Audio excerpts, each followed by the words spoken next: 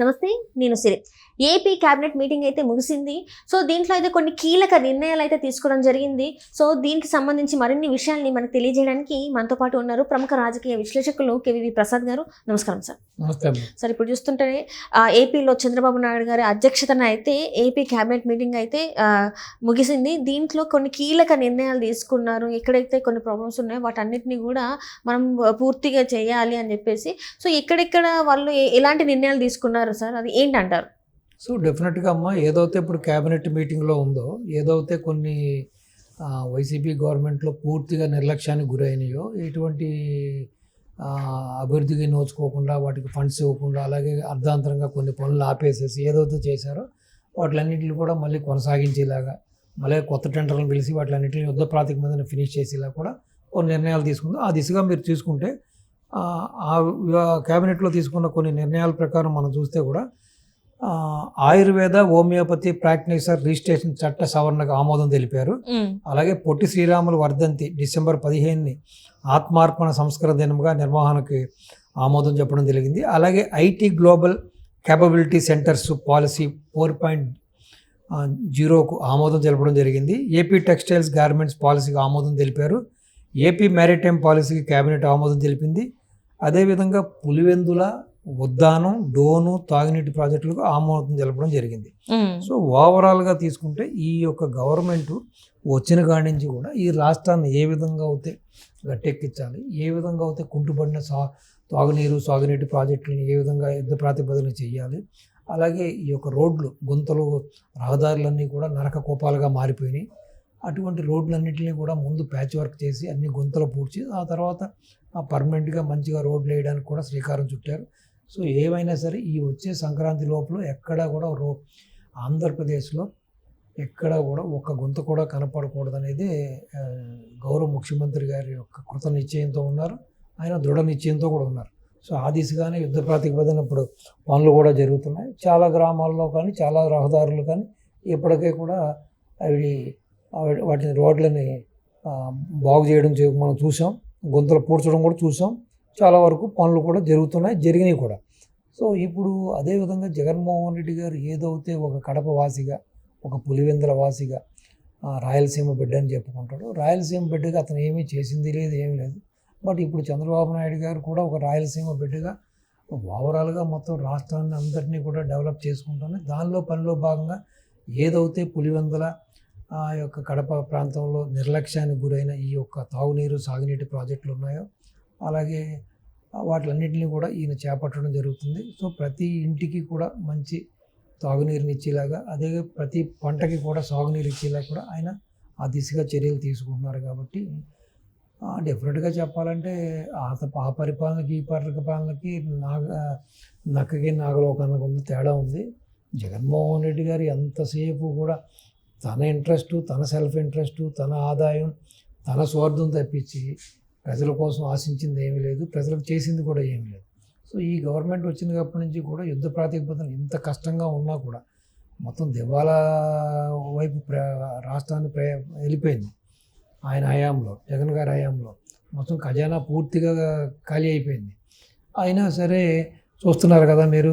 ఇప్పుడు సపోజ్ 1వ తారీఖు సండే అవుతుందంటే 30వ తారీఖునే ఈ యొక్క పింఛన్లు కానీ, శాలరీస్ కానీ ఇస్తున్నారు. సో ప్రజలు చాలా హ్యాపీగా ఉన్నారు. అలాగే వయోవృద్ధులు వాళ్ళ పింఛన్లు వస్తున్నాయి. అలాగే ఈ యొక్క ప్రభుత్వ ఉద్యోగులకు కూడా కరెక్ట్గా by the end of month salary పడిపోతుంది. సో అదేవిధంగా ఇటు మీరు చూశారు, అమరావతికి కూడా పనులు స్టార్ట్ అయింది. దగ్గర 14,467 కోట్ల రూపాయలు వాళ్ళు ప్రకటించడం జరిగింది. సో దాని నుంచి వివిధ కార్యక్రమాలు కూడా చేపడుతున్నారు. రహదారులని, ఇన్ఫ్రాస్ట్రక్చర్ అని, రకరకాల తాగునీరు, సాగునీటి ప్రాజెక్టులన్నీ కూడా, మురికి కాలువలు కానీ అన్నీ కూడా డెవలప్ చేస్తూ ఉన్నారు. సో మొత్తం మీద ప్రజలు గమనించవలసింది ఏంటంటే, జగన్మోహన్ రెడ్డి హయాంలో కేవలం జగన్మోహన్ రెడ్డి గ్యాంగ్ మాత్రమే లబ్ధి పొందారు. వాళ్ళ జోబులు మాత్రమే నిండి, వాళ్ళ కడుపులు మాత్రమే నిండి.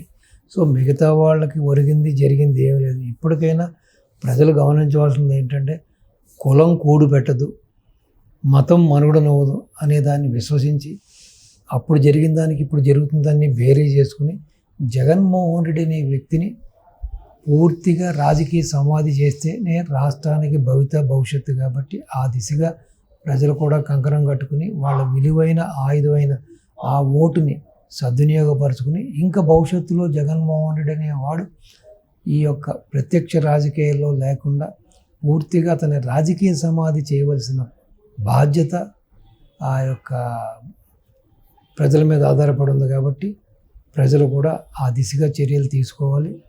అదేవిధంగా ఇప్పుడు ఏదో పాదయాత్ర చేస్తానని చెప్పి జగన్మోహన్ రెడ్డి గారు చెబుతున్నారు కాబట్టి అసలు పాదయాత్ర చేస్తాకు వచ్చినప్పుడు ప్రజలందరూ కూడా నిలవరించాలి, నిలబెట్టాలి, అడగాలి. నువ్వు ఏం చేసావని, ఏం సాధించావని, మాకు ఏం చేసావని చెప్పి రాష్ట్రాన్ని అప్పులు కుప్పలు చేసేసావు, రాష్ట్రాన్ని సర్వనాశనం చేసేసావు, రాష్ట్ర సంపద అంతా కూడా దోచేసుకున్నావు. అలాగే పలు స్కీముల పేరుతో స్కాములు చేసావు, ల్యాండ్ శాండ్ వైన్ మైన్ పేరుతో దోపిడీ చేసేసావు, ప్రజల జీవితాలతో ఆటలాడుకున్నావు, ప్రజల ప్రాణాలు హరించేసావు, రౌడీజం గూండాయిజం భూ కబ్జాలతో మొత్తం రాష్ట్రాన్ని అతలాకుతలం చేసావు, ల్యాండ్ టైటిల్ తీసుకొచ్చి మమ్మల్ని అందరినీ ఇబ్బంది పెట్టాలని చూసావు. ఈ విధంగా పనులు చేయకుండానే బిల్లు తీసుకున్నారు, పనులు చేయకుండానే డబ్బులు కొట్టేశారు. సో మళ్ళీ ఎందుకు నీవు పాదయాత్ర చేస్తున్నావు? నువ్వు మాకు మంచి చేసినందుకు మంచి చేస్తేనే కదా నువ్వు పాదయాత్ర చేయాలి. ఇంత చెడ్డ పనులు చేసి, ఇంత దుర్మార్గ పనులు చేసి, ఇంత రాష్ట్రానికి మాకు తీరని అన్యాయం చేసిన నువ్వు అసలు ఎందుకు నువ్వు మళ్ళీ పాదయాత్రకు బయలుదేరావు అని నిలువరించాలి. ఎక్కడ పడితే అక్కడ నిలువరించాలి. అతను అసలు తిరగనకుండా కూడా వీళ్ళు అడ్డుకోవాలి. నువ్వు చాలరా నాయన, ఇంక నీ పాదం పడ్డది చాలు, 5 ఏళ్ళలో మేము అనిపించింది చాలు అని చెప్పి ప్రజలు ప్రశ్నించాలి. ప్రశ్నిస్తేనే మంచిది. ఇప్పుడు ఒక్క రఘురామరాజు గారు ఒక్క ఆయనే కేసులు వేసి ఆయన మీద పోరాటం చేస్తే కాదు కదా, మిగతా అందరి బాధ్యత కదా ఇది. రాష్ట్రాన్ని కాపాడుకోవాల్సిన బాధ్యత, వాళ్ళ భావితరాలను కాపాడుకోవాల్సిన బాధ్యత, వాళ్ళ ఆస్తులను కాపాడుకోవాల్సిన వాళ్ళని కాపాడుకోవాల్సిన బాధ్యత కూడా వాళ్ళ మీద ఉంది కాబట్టి సో ప్రతి పౌరుడు కూడా బాధ్యతాయుతంగా మెసిలి జగన్మోహన్ రెడ్డి గారిని నిలవరించవలసిన పరిస్థితి ప్రతి ఒక్క ఆంధ్రుడికి ఉంది కాబట్టి సో ఎనివో పులివెందులకి జగన్మోహన్ రెడ్డి గారు న్యాయం చేయలేకపోయినా ఈ రోజున బాబు గారు చేస్తున్నారు కాబట్టి అట్లీస్ట్ ఆ నియోజకవర్గంలో ఉన్న ప్రజలైనా దీన్ని గుర్తించాలి. ఇన్ ఫ్యూచర్లో కూడా వాళ్ళు కూడా జగన్మోహన్ రెడ్డి కావాలా లేకపోతే చంద్రబాబు నాయుడు కావాలా అనేది కూడా వాళ్ళు కూడా నిర్ణయించుకోవాల్సిన సమయం ఆసైంది. ఈ డెవలప్మెంట్ జరుగుతున్న పనులని బేరీ చేసుకుని ఎవరు మంచి ఎవరు చెడు, ఎవరి వలన లబ్ధి చెందుతుంది ఎవరి వలన చేటు చెందుతుంది అనేది కూడా వాళ్ళు ఆలోచించి ఆ దిశగా కూడా వాళ్ళ నిర్ణయం తీసుకోవాలి. కాబట్టి ఎనీవో all the best Pulivendula, all the best Amaravati, all the best people of Andhra Pradesh and hats off to Nara Chandrababu Naidu గారు. సరే, ఇప్పుడు చూస్తుంటే మరి పులివెందుల్లో అంటే పులివెందులు అనేది వైఎస్ ఫ్యామిలీకి ఒక కంచుకోట. అక్కడ ఇంకెవరు వేరే వాళ్ళు అనేది వాళ్ళు రాలేని పరిస్థితి. సో అలాంటిది ఇప్పుడు మరి టీడీపీ ఇలాంటి పనులు చేస్తుంటే అక్కడ ప్రజలు మారే అవకాశం ఉందంటారా? మరి మారాలి కదమ్మా, పరివర్తన రావాలి కదా. ఇప్పుడు ఇంత డ్యామేజ్ జరిగిన తర్వాత కూడా ప్రజల్లో మార్పు రాలేదు. ఇంకా ప్రజలు కులం కోసం, మతం కోసం, వర్గం కోసం వెనకాల పరిగెడతాం అనేది అది అవివేకం, అది మూర్ఖత్వం అవుతుంది. సో ఎప్పటికైనా సరే ప్రజలు నిజాలను తెలుసుకోవాలి. వాళ్ళకి ఎవరు మంచి చేస్తున్నారు ఎవరు చెడు చేస్తున్నారు అనేది బేరీ చేసుకోవాలి.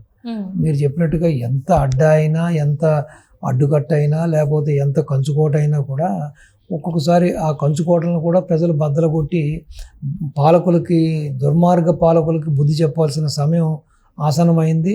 ఆ విధంగా వాళ్ళు కూడా ముందుకు రావాలి, చైతన్యవంతులు అవ్వాలి. అంతేకాదు ఏదో మతం కోసం, కులం కోసం, లేకపోతే వర్గం కోసం మేము మంచి అయినా చెడ్డ అయినా మావాడే మాకు ఇంపార్టెంట్ అనుకుంటే ఇదిగో ఈ 5 ఏళ్ళలో జరిగిన వినాశనమే మళ్ళీ ఫ్యూచర్లో కూడా జరగడానికి ఛాన్స్ ఉంది. సో కాబట్టి ప్రజలు కూడా అన్నీ కూడా గమనించాలి. వాళ్ళు దానికి తగ్గట్టుగానే వాళ్ళు మారాలి. ఇప్పుడు ఎవరు మంచి చేస్తే వాడే మనవాడు